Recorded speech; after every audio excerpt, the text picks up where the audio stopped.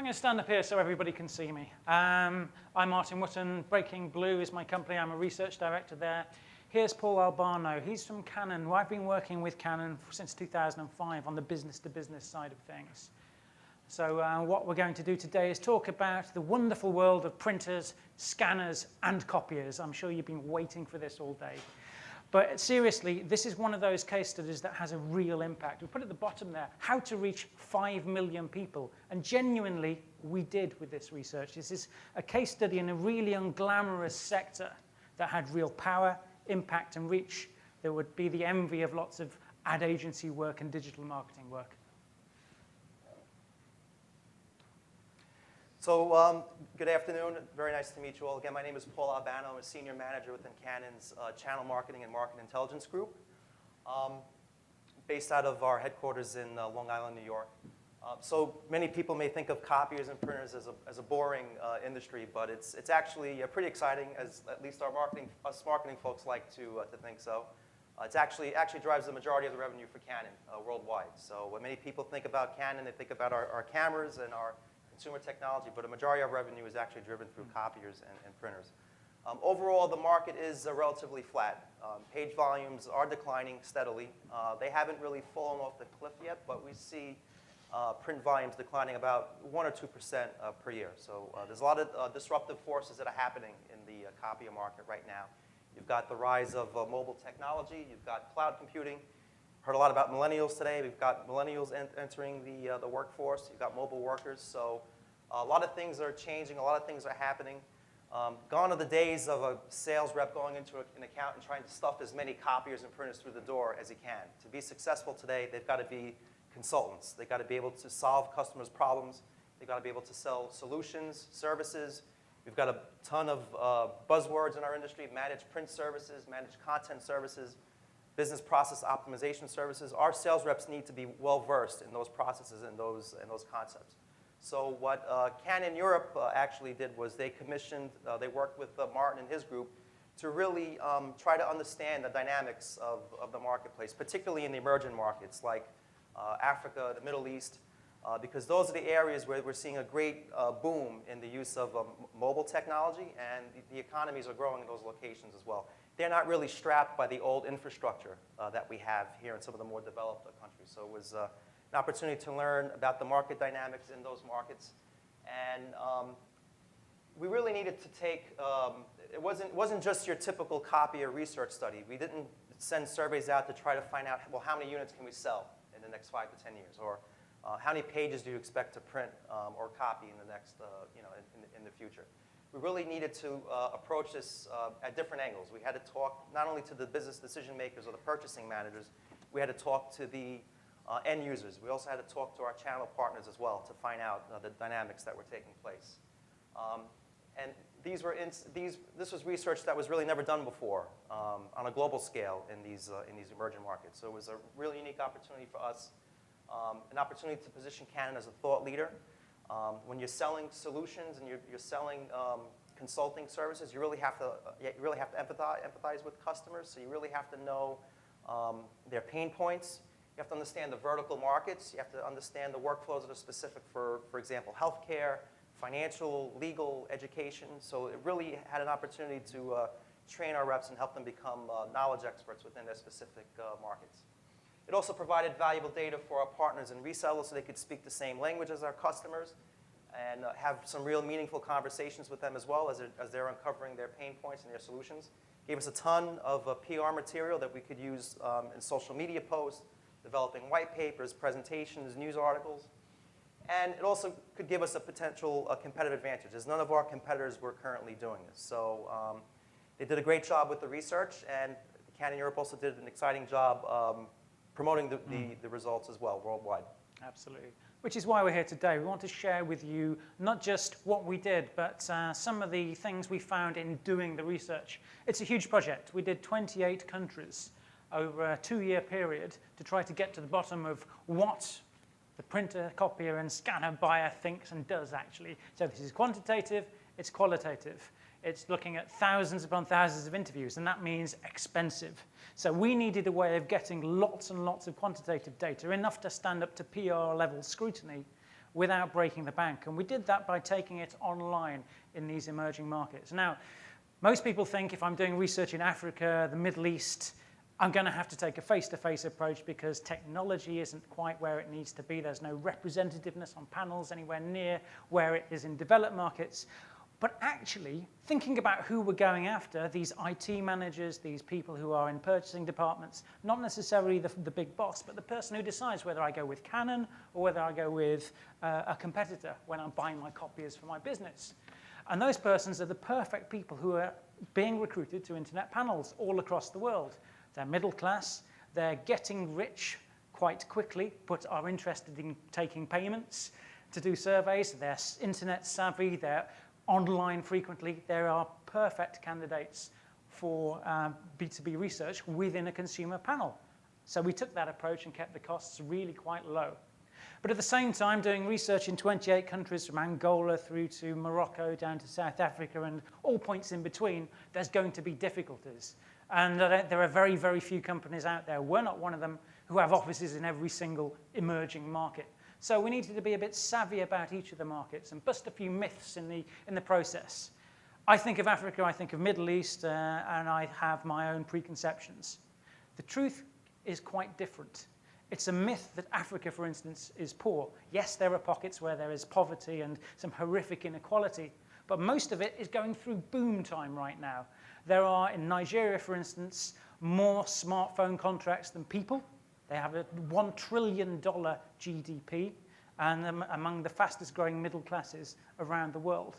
So for any company, Canon included, this is where you need to focus. There is growth there, and you can capitalize on that quite easily. From a research point of view, you've got to think, if I'm doing things online, there's a bit of a bias. Yes, I know about that. But as you go beneath the surface, you have to realize that such fast growth means that people aren't joining panels and sitting on their desktop PCs at home taking surveys. They're on their smartphones and tablets, and not necessarily the top-end Samsungs and Apples, but mid-price tablets. So that means when I'm sat in my office writing my questionnaire, I've got my piece of paper, what I really need to be doing is folding it in half again, maybe even half again, to show the size of the screen that's going to be used for my research. And that means a different approach to questionnaire writing. And language is true.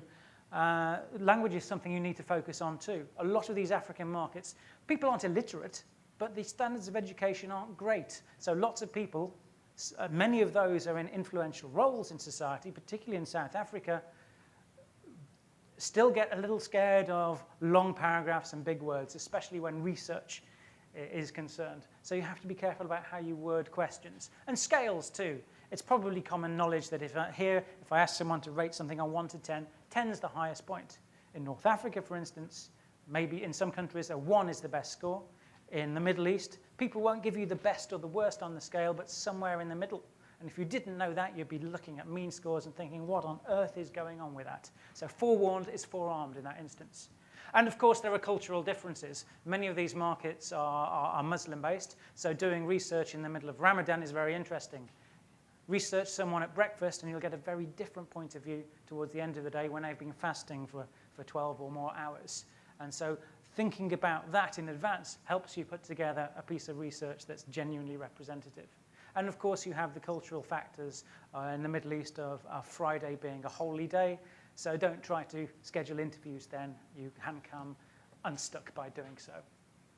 So what did we find? Canon asked me not to give you lots and lots of facts and statistics. Not only is it about the copy industry, and you're really not that interested in copies, I'm sure, but also that's going to be part of the PR push that's ongoing.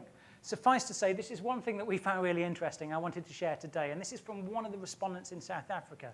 We were asking them, well, is print dying? Paul said volumes are going down, but is it going down consistently? Actually, in Central and Southern Africa, printing is ever more important because of the power of the image. When you have consumers who are not as savvy as people in developed markets, not as well educated, many people think what they see in the package is what they're going to get. So Tropicana is a great, well-known case study where they're not actually selling oranges with a straw in them, they're actually selling something on the right-hand side, and it's insights like ours that help them decide in South Africa to prioritize what's on the package and the language you use. Before, you've got lots of small fonts, strange words like pulp. On the right-hand side, it's much clearer, much simpler, and more effective. And that's just one instance of going out to companies and saying, well, tell us about why print is important. And Canon now know, in that market, looking at what's effective for consumers, they need to talk to their resellers, their partners, their end consumers, and provide solutions that help achieve the after and not the before. Cool. Great, thanks. So the internal impact has been very, very popular, very well received. We've totally revamped the way that we communicate internally with our sales reps, with our resellers, and how we communicate with our customers as well. Canon Europe has been able to develop 20 individual country toolkits, customized for each location based upon the results from the survey. 4 regional marketing plans as well, which helps craft their go-to-market strategy in each location. We've totally revamped our sales training to transform our reps from being box sellers to more of a solution sales consultants for our clients. And externally, we've also, I just have a couple of notes here. We've used the research data to publish a wide variety of published reports, infographics, videos, social media, presentations. To date, they've been downloaded by over 10,000 customers around the world. The reports have been featured in key social media streams and resulting in thousands of LinkedIn impressions. More than 700 articles have been written based on the research, where Canon was mentioned very positively as being a thought leader in the industry. And as Martin mentioned, we've calculated that we can reach over 5 million customers, which is basically a marketing person's dream. I'm really proud to stand up here and extol the virtues of market research, because this is an example where we've done nothing particularly innovative other than extend a study out to little research markets. For Canon, it's shown true return on investment to the point where year on year we're coming back and adding more and more to this study. And this is something I think we should all do. As a market researcher, it's great when you're able to show off your work. And Canon are great in acknowledging that research shouldn't sit in a desk drawer somewhere. It's a tool in its own right. So they're going out to their partners, their resellers, their end customers and saying, yeah, we'll share the research, share our knowledge, because we can work together and make your lives easier, and we can make some money in doing that as well. And I think essentially it's why I do research, is to do projects that have a tangible end result. And that's why I'm proud to stand up today with Paul and share this with you. And I wish we could all share all of our projects. If you want to see the report, there's a little link at the bottom there. And for those of you who are really, really interested in printers, scanners, and copies, I'm sure you will find it fascinating. I know we're a little over time at the moment, so I'm going to leave it there and open it up to questions. And thank you very much for paying attention right at the end of the day.